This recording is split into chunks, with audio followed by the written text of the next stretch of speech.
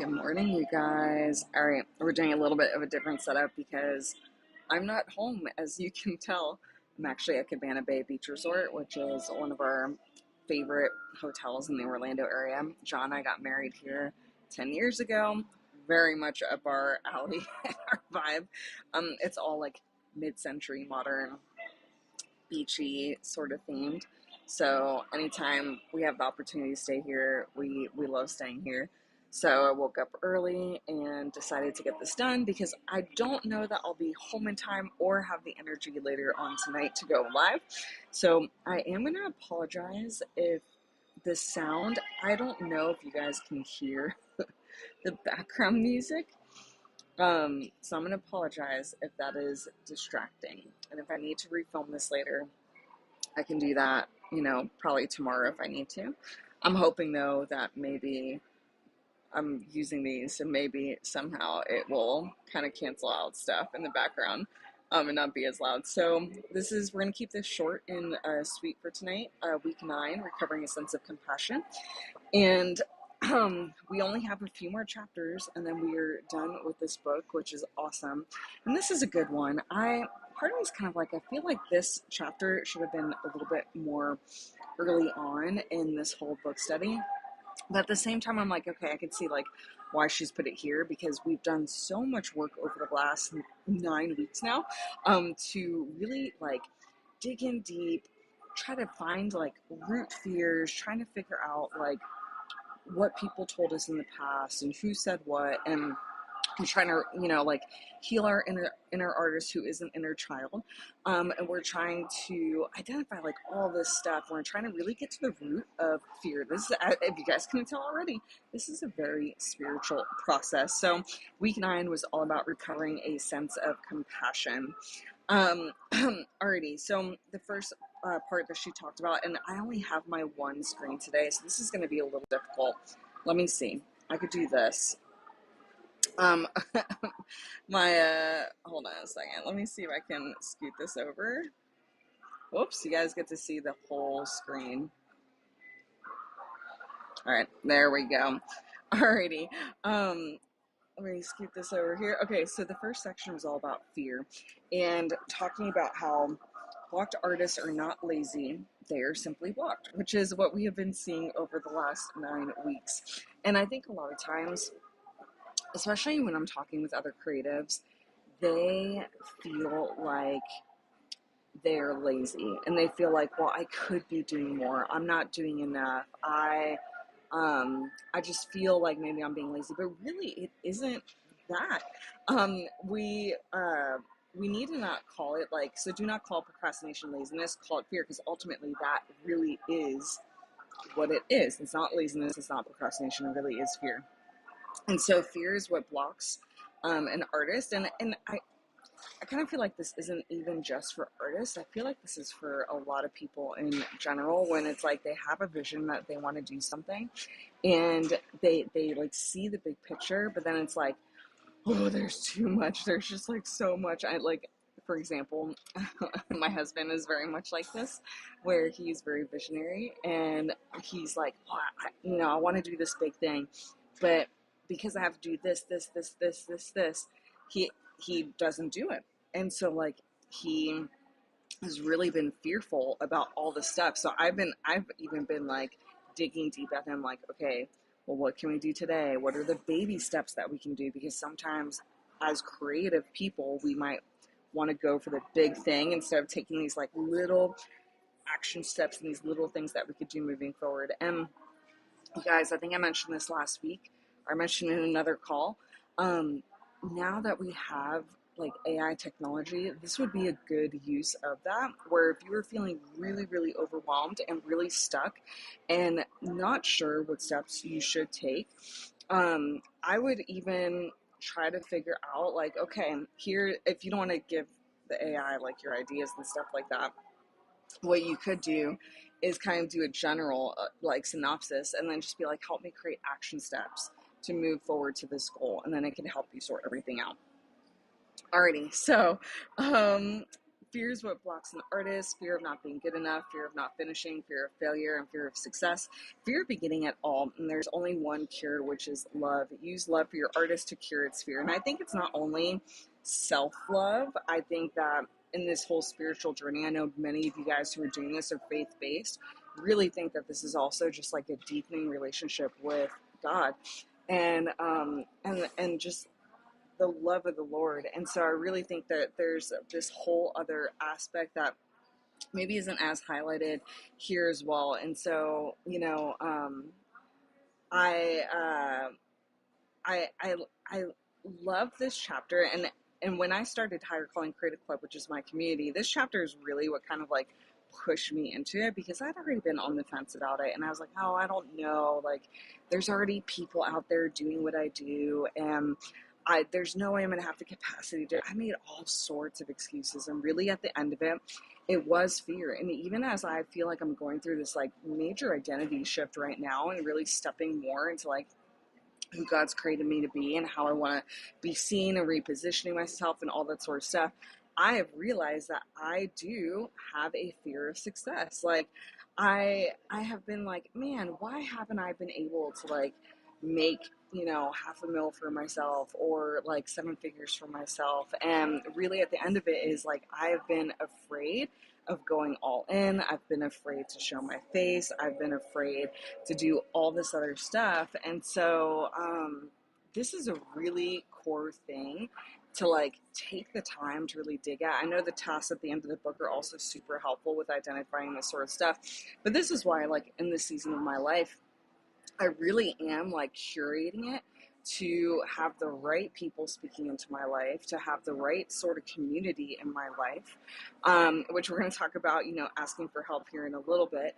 I am, you know, consistently just being grateful for like the things that I have, and really just deepening my relationship with God, because I want to shift away from this whole thing of fear, and I hope you guys do too. So the next section was all about enthusiasm, which I just realized that, oh no, hold on a second. I accidentally clicked something else.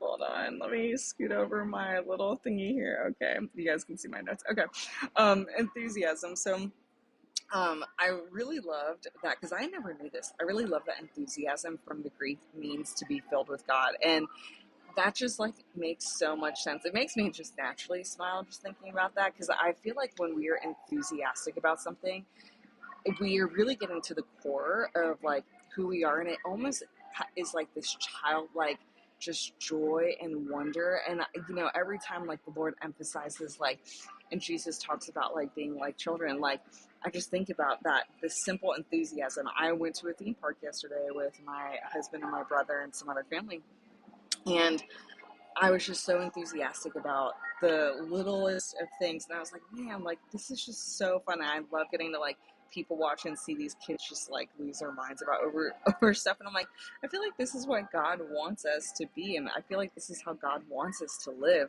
So with enthusiasm, being an artist requires enthusiasm more than discipline. It's not an emotional state. It's a spiritual commitment, a loving surrender to our creative process, and a loving recognition of all creativity around us. And I think this is like one of the biggest differences I see in some artists that I follow, and even with me having done like a lot of art stuff, because I don't do as much as, like, I honestly don't do any commission pieces at all anymore. And I've kind of gone back and forth. I'm like, well, should I do this for the fun of it? Like we'll see. But it's, you can tell when a person is really excited about what they're creating and what they're doing versus a person that's just kind of doing it to pay the bills, right? Like, two totally different things. So I do think that if you're an artist who's in that place of you're doing what you're doing to pay the bills, and it has kind of become really more of a burden than a blessing, I would reconsider like what you're doing, and then try to find little ways to make it more exciting. Maybe you need to switch something up. Maybe you need to raise your prices. Maybe you need to just like get an art of practicing more gratitude with it, trying new things. Like, I feel like there just needs to be something to kind of go back to the roots and like really encourage being more enthusiastic about things. So remember that art is a process and it is supposed to be fun. All right, creative U-turns. For many of us, we are more comfortable being a victim of artist block than risking having to consistently be productive and healthy. So many of you guys, I'm going to read some examples here in a little bit, but many of you guys have probably gone through this where, you know, you think you're going one direction and then all of a sudden like something comes up and it's like, oh, I'll put that on pause. I'm not going to do that. And, and we would call that like a creative U-turn. And oftentimes, it starts with the phrase, well, I'd love to do that, but you see, and then all of a sudden, like, you're like making all sorts of excuses and you're like putting things back on the back burner. And what did we just learn? We learned that this is from fear.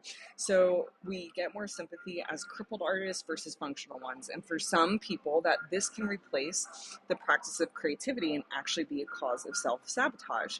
An artistic U-turn arrives on the sudden wave of indifference, and we must give ourselves some sympathy. So on page 155, she gives some examples of what a creative U-turn could look like. So a screenwriter has an agent interested in repping a script with just a few changes, but he doesn't make the changes. An actor is told to get his headshots together and check back in with a prestigious agent, but he doesn't get his headshots. He doesn't check back in. And a poet reads some poems to a very good public reception at a neighborhood open mic.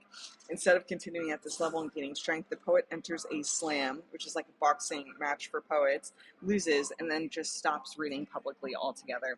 So there are a few other examples that she showcases with all different sorts of creatives, but I'm sure like some of you guys probably read through that and you were like, oh yeah, yep, that's been me. I know for me, like that was a big thing because like I'm not happy, I'm not like confident with how I look, because I've had some health issues. I've gained a lot of weight from from where I did feel confident in, and so because of that, like I hated getting headshots, and so for like all last year, people were like, we need headshots for this. We want to put you on our pocket. We want to do it. And I was like, oh yeah, I'll get it done. I'll get it done. And I just kept pushing off and pushing off and pushing off. And then I realized like, well, I'm really doing this because of this. It really is a fear-based thing.